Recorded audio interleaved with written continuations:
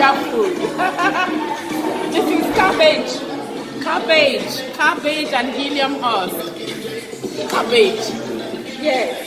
And there's no red oil in this soup. Oh my God.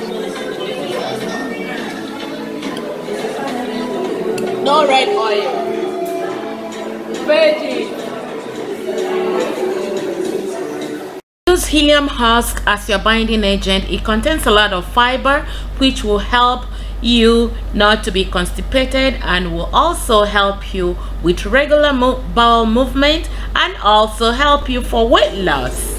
I am so thrilled to find this restaurant in Nigeria, Owerri, country style chicken that serves ketogenic food, so you can't go wrong. If you want to lose weight, go to country style chicken, Owerri. Still eat your local food and still get your shape going. I am so happy to be on vacation.